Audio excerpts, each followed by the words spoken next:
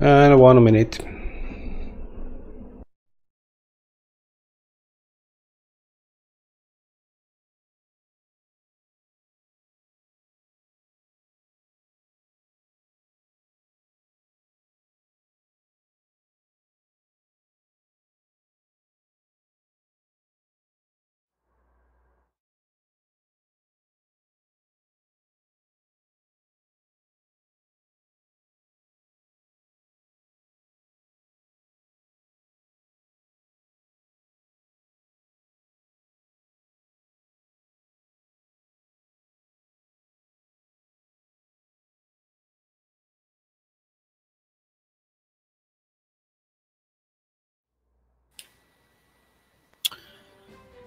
Well, Chang, that sounds like an excellent question for you during the talk show.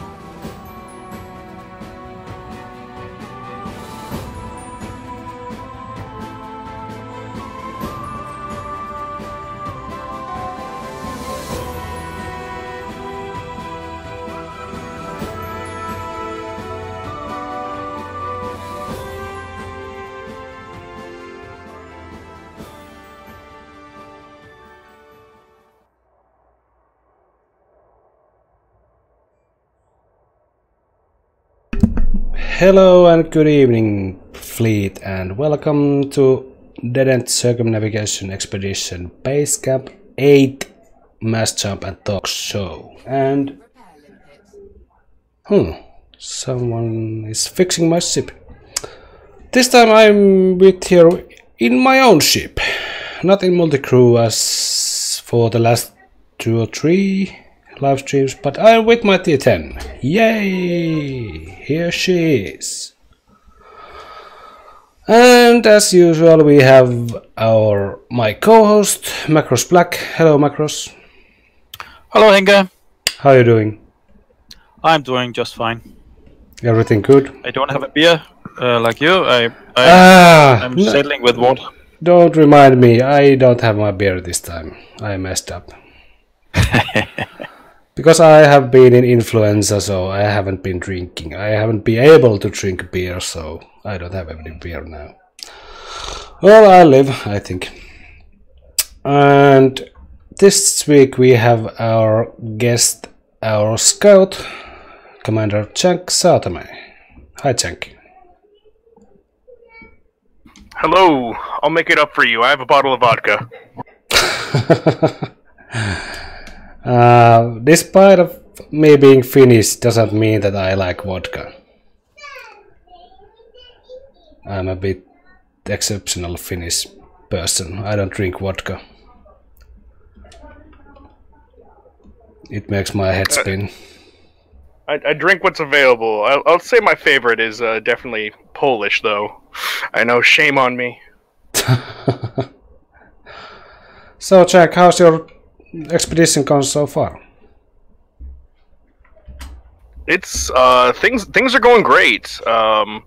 Minus the little hull bump earlier today, which I already got repaired by fellow command. I've been a lot more straightforward and on the line the past month compared to some of my earlier flight paths, shall we say. So you haven't been messing around or doing any Nimdok maneuvers? No, there's been no Nimdok since Christmas, I guess, when I went back to buy my own T10, of course. Beautiful ship. Yeah, yes it is. Yes, she is. Really beautiful.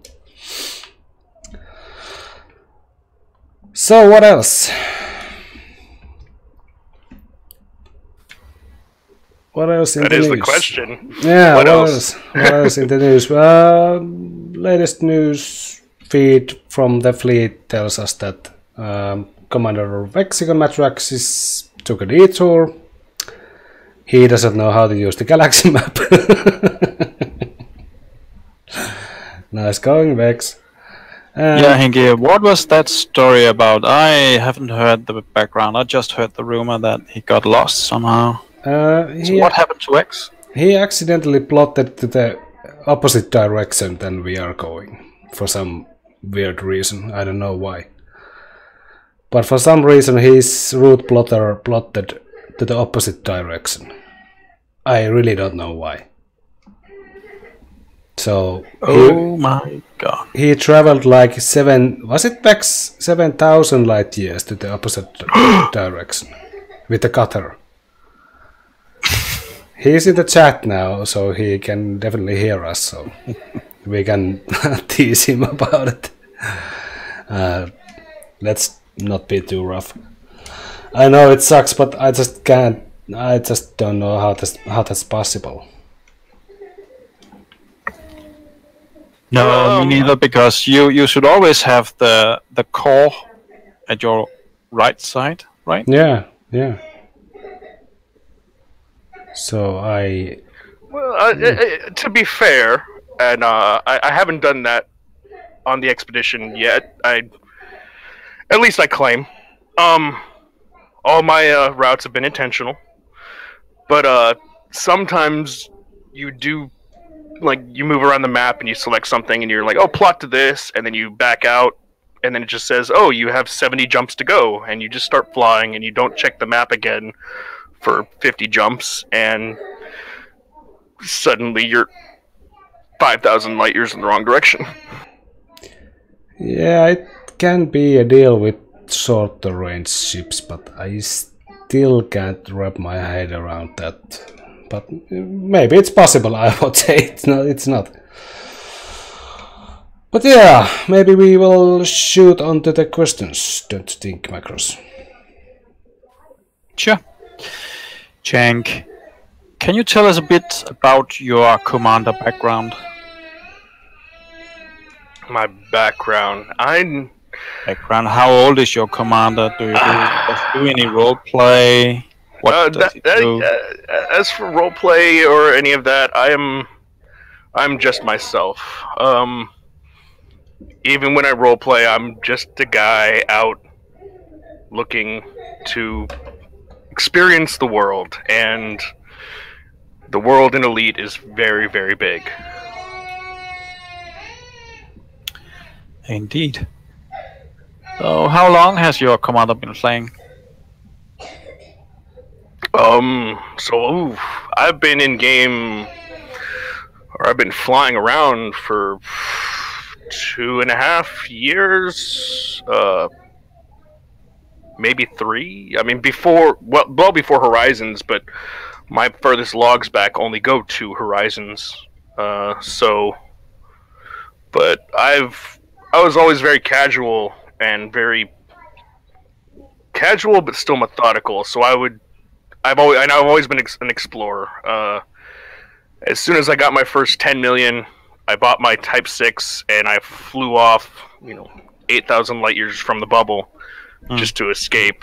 But I usually have a plan of, here's a region, go here, look for certain types of stars, look for certain bodies, look at name classifications of stars, and scan every single one of those in that area, even if it means I'm scanning 300 systems in a 200 light year bubble. So I guess when Frontier introduced the visited stars filter, that must have gotten you pretty excited, huh? It is interesting to look back. There are very strange bubbles of light green out there, mostly between the bubble and Formidine Rift, because even before the Formidine expedition and explorations, I was just curious about heading out towards the edge of space, and historically, as an American, West is always the ultimate frontier, so that's where I went. In real life, I went so far west that I now live in Japan. Yeah, that's pretty far west. So you mentioned the Formidine Rift. Were you involved in the mystery? All the activity? I was not directly, but when I heard about it, I immediately headed out there solo to kind of look around at what everybody else was looking around at, and I did end up, seeing a lot of. I ended up finding the sites, the lost. What do they call them? Lost colony sites, and ended up following people out to visit the Zathura. Yeah, and that ship. That was interesting as well. Going back, because I went through there again when I returned from Colonia, or when I returned from buying my T10 at Christmas, and going back by it and listening to all those comms messages was an experience. So you said you bought your first exploration ship. That was the T10, but that's not what you're flying now, right? The T6 was my first ship, and it was because back then, somebody just honked me.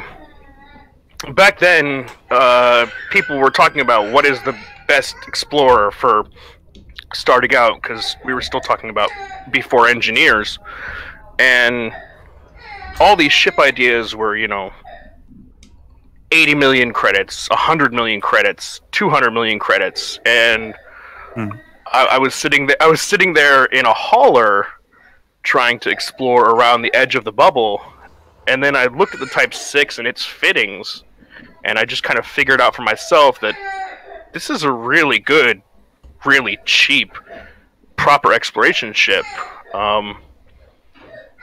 So I jumped in one. Like I said, I worked my way up to 10 million, which early on in the game for most of us, that still took us some time. It wasn't something you just did in a day. And I bought my 6.5 million credit Type 6, and I flew off into the void. So.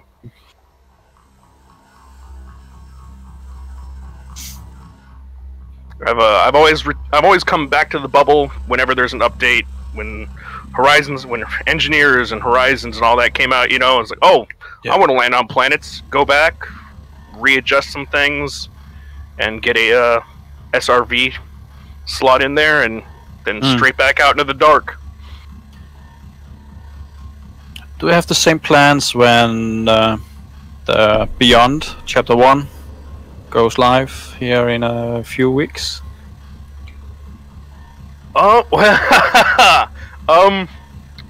Not per se. My plans, as I think a lot of people probably know, is from this base camp, I'm heading 30,000 light years in towards the core to Colonia to meet and greet the Enigma expedition.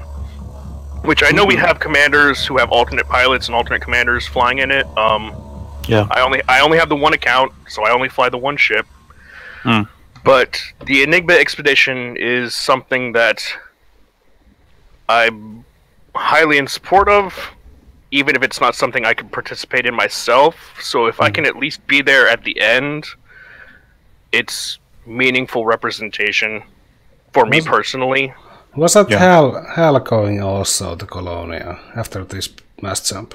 I think he said something. Hal 900 and I are going to be racing each other. Not actually racing, of course. It's not like Trevor, but we're both planning on getting to Colonia probably this next week.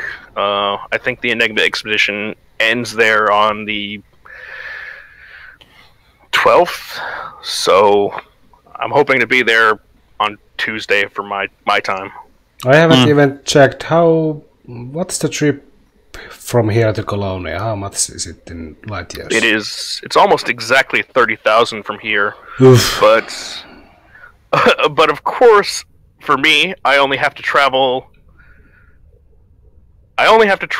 about 4,000 or 5,000 light years normally. And then I get to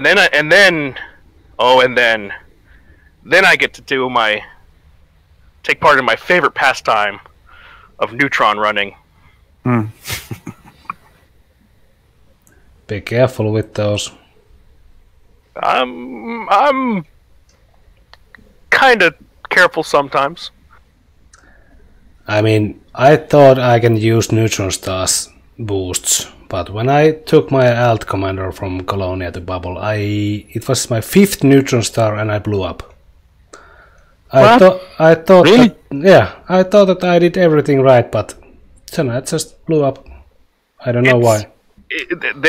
There's definitely I won't say it's like a great skill, but there's a skill involved. But at the same time, you can look at my stats on Ego, the Elite Galaxy Online website. Neutron stars are my single most explored, most scanned star for a reason. I am intimately acquainted with neutrons of every size and shape. Yeah, I like the neutron star boosts also, but it came a little bit a surprise when I blew up from one neutron boost, because I thought that I did it right, but obviously I didn't. It had quite a short tail, but I don't know if that affects. I don't know. That's the thing, and that's why and people think I'm weird, but I absolutely hate white dwarfs, and everyone, there are people like, but if you could ride on neutrons all day, you would. Why do you hate white dwarfs? And it's because they are different. The exclusion zone of the star is so wide, and the tail only extends a little bit past it, that there's a high risk that the tail will actually pull you or flip you around and into the exclusion zone, and then you're dead. Yeah, so I don't touch white dwarfs. Yeah, I don't like them either. They are very dangerous, much more dangerous than neutron stars. But yes, very. And and everyone, even the big neutron stars have like the really huge, millisecond spins with the massive cones. Those, when you get out towards the edge, they will physically push your ship away from the cone when you try to enter it.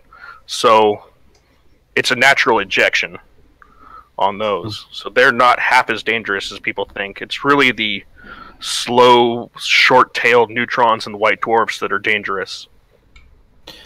The few times I have gotten into trouble with a neutron star is the situations where I didn't have a fuel scope, or for some reason had it disabled.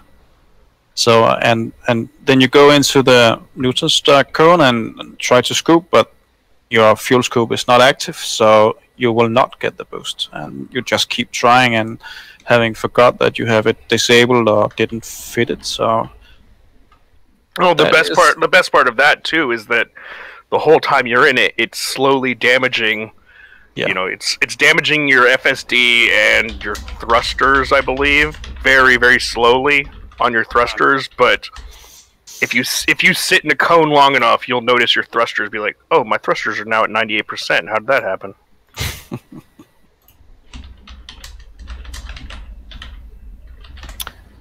So back to DECE Enigma, Chank. You mentioned that you had one commander only.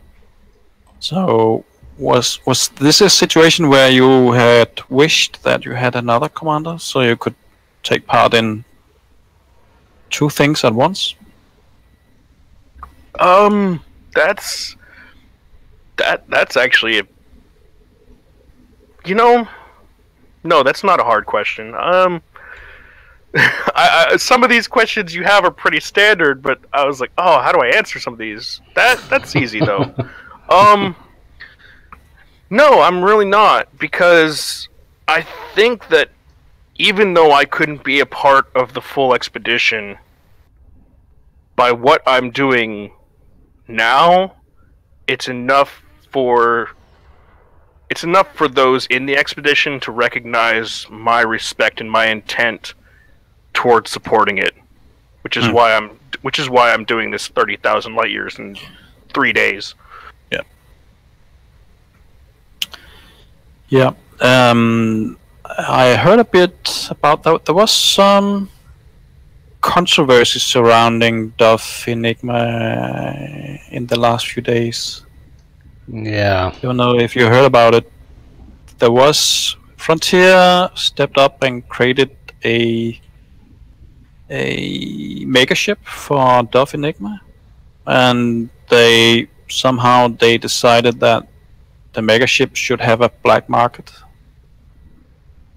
And when something has a black market in Elite Dangerous, you are exposing the station, the outpost, or mega ship to a unknown artifact attack. So somehow somebody transported unknown artifacts 30,000 light years from Daniel or Barnacle sites to transport unknown artifacts to the mega ship. This is why we can't have nice things. That's. Have you heard about that? I had not heard about that yet. I'm sure that I would have from some of the other commanders that I know and people that I'm talking to in the Enigma expedition. But I don't keep up with everything. I just kind of it's like every couple days I'll talk to somebody about what they're doing. But that's. I'm surprised they didn't mention it to you. That's really. No, I don't want to be. I don't want to be too harsh on commanders playing how they're going to play or flying how they're going to fly, but that's an act like that is needless. It's needlessly harmful to everything in the community. I think it's lame. And it's there's nothing positive about that. There's not even anything that you can be like, haha, I trolled some group and it was fun. That's just pointlessly harmful. You're just doing it to cause harm, and that's that level of that kind of negativity. I don't mind people joking. I don't mind people trolling. I don't, even if it's like, you know, the guy who trolled me when I first started playing the game, who was literally just farming my ship every time I tried to leave a damn station. It's like, okay, that was years ago, and I can laugh about it now. At the time, it made me mad, but at the same time, it made me a better pilot and better commander overall. So that one guy being a dick to me made me a better person in a way, because I found a way to get around it. I found a way to get over it. But why would you want to intentionally harm a station that represents something so positive? It's needless and pointless. Well, I think one big good thing came of it. Actually, a couple of things very good things came of it. It gave the community a chance to rally and deliver meta alloys to the mega ship.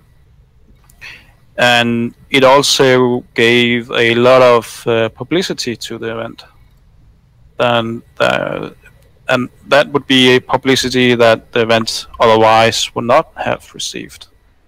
So I think a couple of good things came of it for some bad guys doing bad stuff to a charity event. Well, that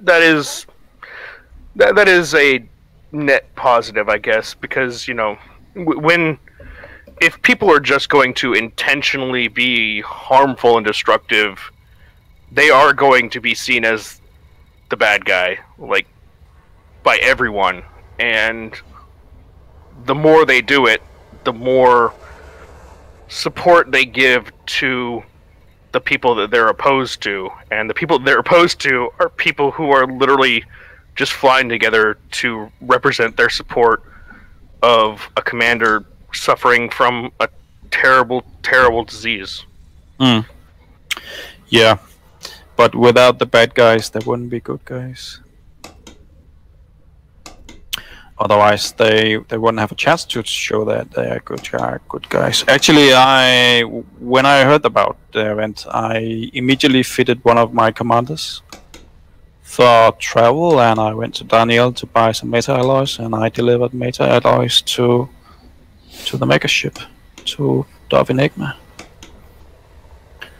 So it gave me a chance to do stuff I otherwise wouldn't have conceived at all, to the the long travel in one of my other commanders and do some good stuff and support the event.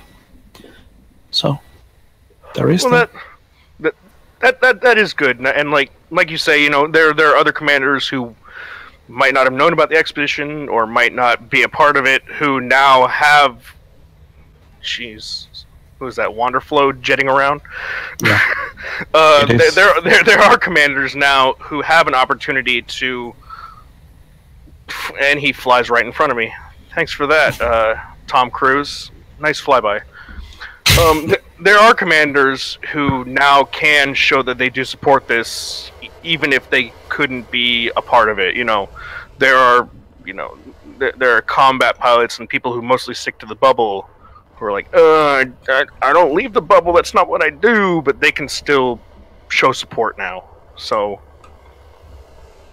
yeah, absolutely. Jank. Let's get back to DECE. What was your motivation for joining the Dead End Circumnavigation Expedition? Ooh, you're gonna ream me over this one. I'm just asking questions, Tank. It was originally a joke from a friend of mine who knows that I play the game. And the joke was, so he knows that I play he knows that I did play casually and that I was always interested in going off into the void, reaching the real edge of darkness kind of thing, you know? And he found out about this through forums that I didn't know about, because I didn't even use the forum. You can look at my forum thing. I didn't even make a forum account until the expedition, just to register for it. So he was like, hey, here, this looks like something interesting. And I think Henka and some others will tell you, I got into the Discord. I was in the Discord even before I was on the forums, and I was talking to people, and I started getting help about building an expedition ship that wasn't Type 6. It was the Explorca, which I am now in love with, 5 months later. And it was just a, haha, wouldn't it be funny if you actually did this? Because they're planning this crazy, ridiculous expedition that's going to last an entire year. And that's just the kind of insanity that you would do. And here we are. And so here we are, and I'm loving every moment of it. I'm a fan of every other commander here, of every other commander participating, and there are people that we look at and we see, everybody's flying their massive exploration ships, but for me, seeing people like Wanderflow in his little ship, or Janta in his Type 6, people who are here just to participate and pushing the limits of what everything the game is designed to prevent you from doing, to achieve this amazing long-ended goal that does require a lot of commitment, a whole year's worth, and I love it. I love it. Yes, maybe it is insane. Maybe it's completely nuts, but I love every moment of it. You're gonna make me cry.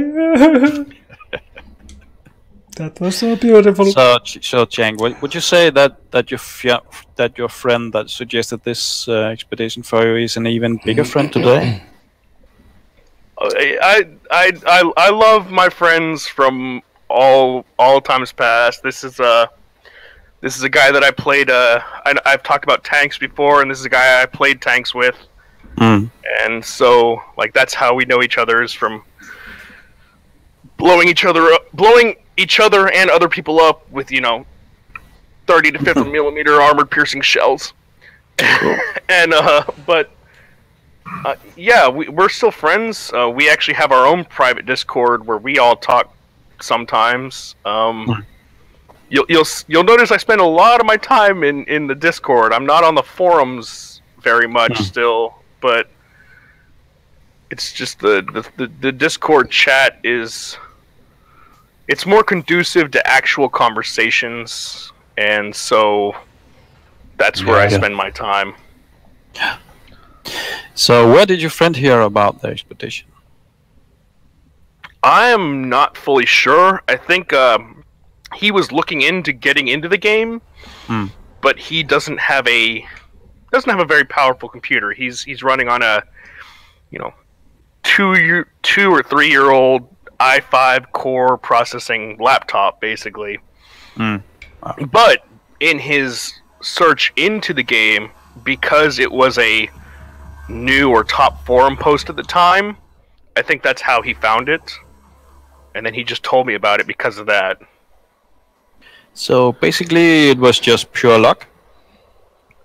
It pretty much was, yeah. It was just absolute chance and serendipity. Serendipity, yeah. Exactly. 1, 2, 3, 4, 5, 6, 7. I'm counting 13 ships or 14 ships at the location at the moment. That's nice. I count 14 ships, and with my ship included, that should make us 15. That's nice, really nice. Yeah, that's good. Jank, what are your objectives and goals for your journey? I think this has kind of been covered, but my objectives and goals are just to participate in it. But at the same time now, and this is why I asked Henka, and I'm really glad he's given me the opportunity to be a scout, is because of how I fly, which obviously I'm not very casual anymore.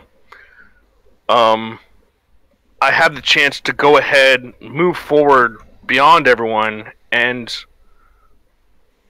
look out and reach out at things, and then bring those opportunities and bring that the potential experience back to other people. And that's also just part of who I am, period. That's why I'm a teacher, is don't crash into me. Oh, that was close. Sorry, Wonderflow is... Wonderflow again? Yeah, he's really showing off.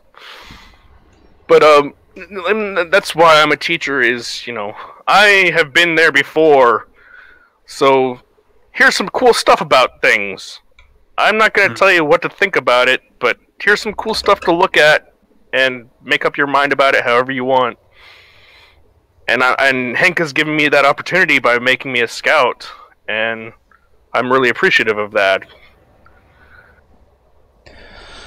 Yeah, well, we hit little problems back in, was it before Christmas or 2 months ago or something like that, because our scouts were dropping like flies. Oh, that was a BC. There was this 7 or 6. There was this situation where only scout who was alive was me, and it was like, this is unacceptable. I think. Yeah, I heard you had a couple. Somebody died, and then other scouts were leaving the expedition. Yeah, so... it was quite a shitty situation, and I decided we need more scouts immediately, because it was uneasy, the situation, and I really didn't like it, because I wasn't sure if I had the time to scout, and I was the only one who was ahead of anyone else, so I was the only option, and I really didn't like the situation. Well, for me, I mean, I can post my flight logs and everything, and you can see how ridiculous my flying pattern has been before crossing the southern meridian, before, what was that, BC 5, BC 6, but once I got past that point, I really was at a personal place in the expedition and in my personal life where it was like, I am going to fly 6,000 to 10,000 light years a day. There's no reason for me not to go ahead and try to help out, and then come back if I want to or whatever. And the timing on that just worked out really well. And Yeah. like again, I'm really grateful for Hank. I know Hanka and Magros here, both or Raysock. How do you want me to call you, by the way? Call Rasok or Flurble Rasak. Yeah. Flurble Rasak. Flurble. Yeah, Flurble. he's Macros to me. Yeah, I'm gonna stick with Macross Yeah, then. me Sorry. too. Macros is fine too. Yeah. But I can't say his name. Fleur. Come on, Hinka. Flurble. Blah. I need a couple of beers. But the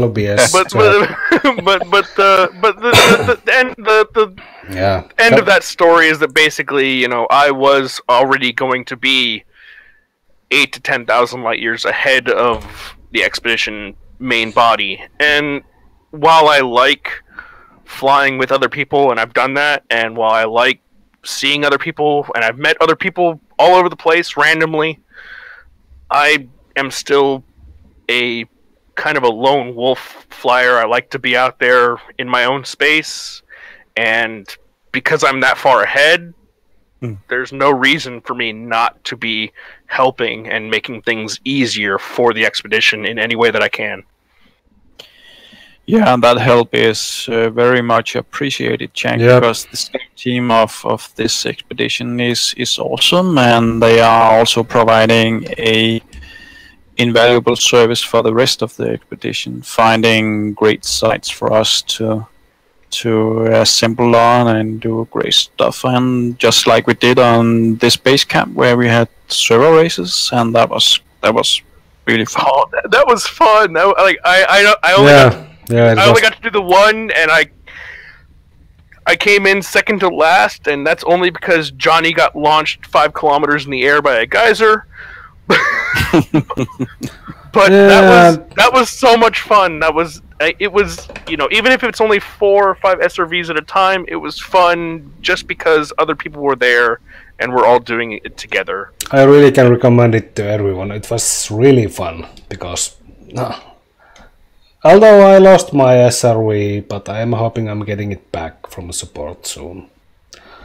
And I'll say also the site, while it was as a landing zone for a lot of ships, was kind of compact, a little rough, but for the SRV races, it was perfect because it had that one massive rock in the middle, and then it had the geyser field that you had to drive around. It was a great site for that. Yeah, and we have to do it again sometime at this time. Yeah, we do. Decent.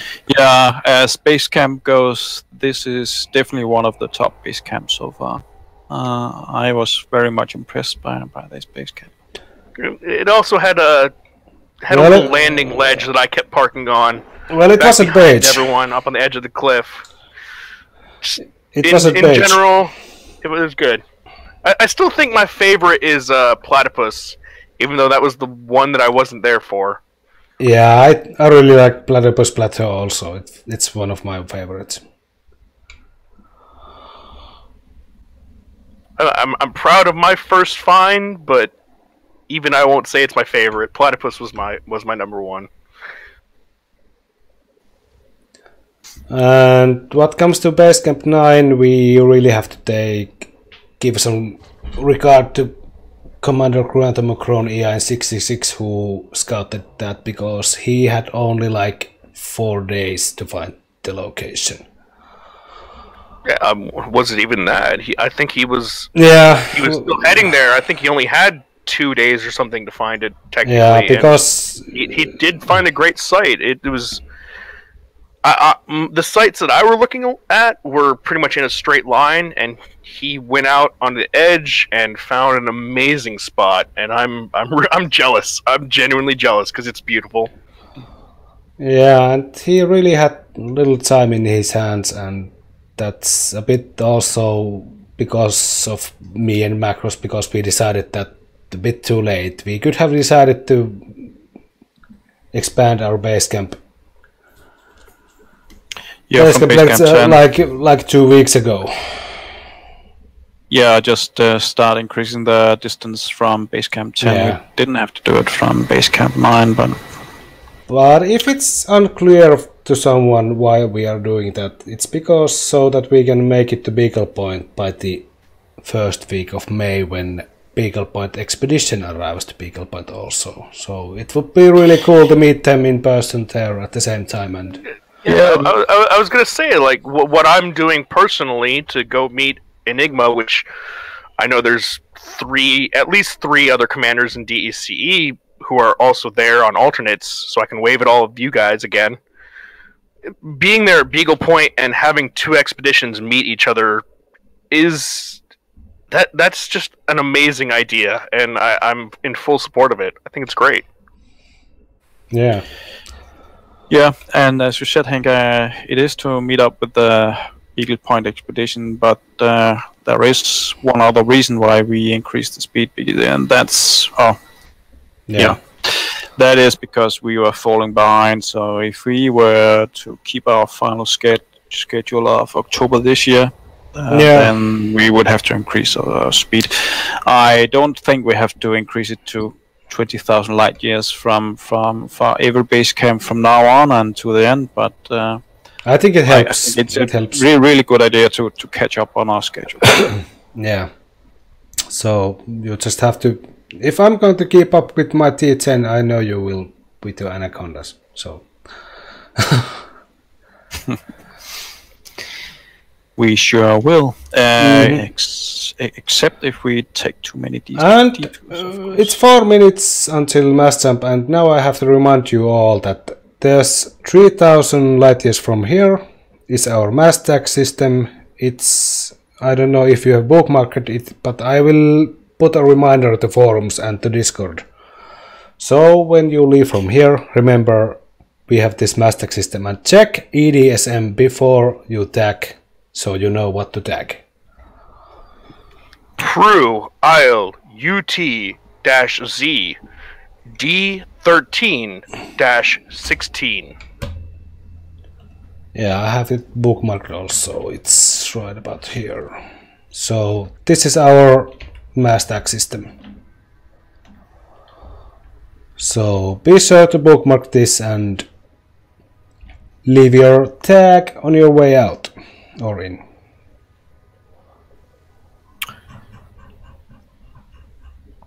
Oh, also the rules. Remember ED discovery and check EDSM on what bodies are already scanned. Yeah, and if possible, do not scan the main star. It's already been scanned by the founder, Erwin Liamson. So when you arrive to the system, do not scan the main star.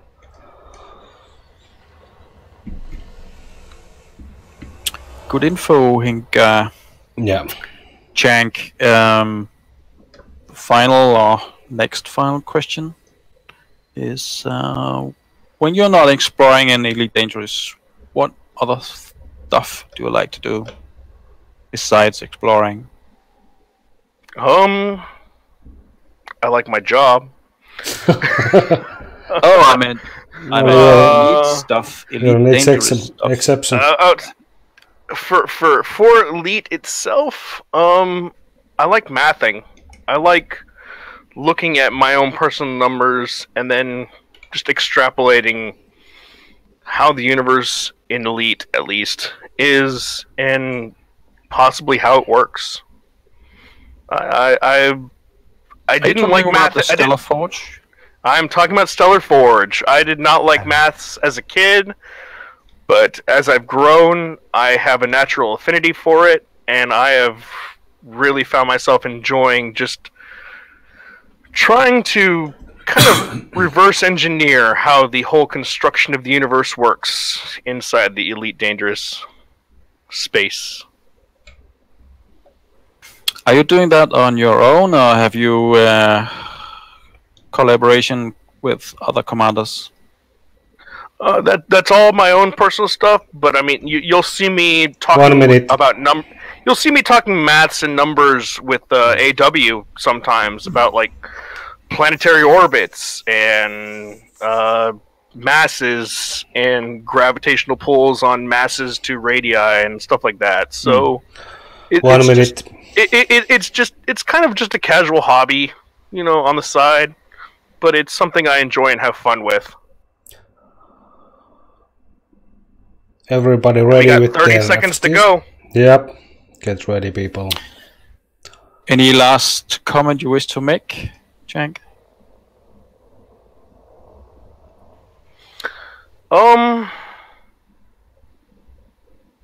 Yeah, to quote one of my favorite movies, for as cheesy and corny as it is, Love corny. Be excellent to each other. That's good. Let's go, let's go. And here we go.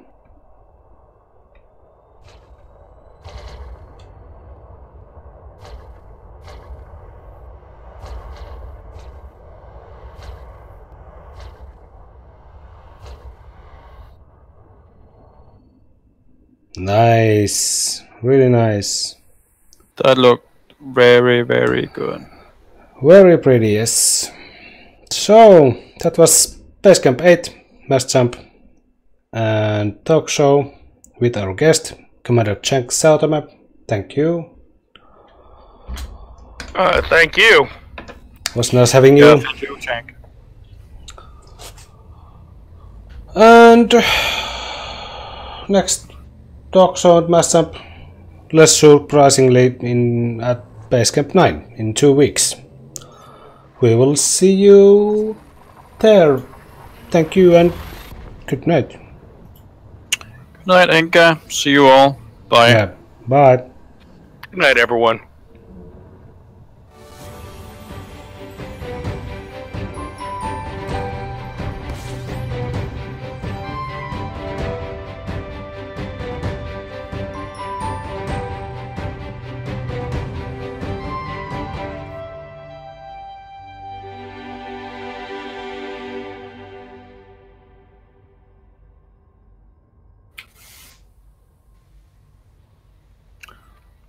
Thanks for having me on. That was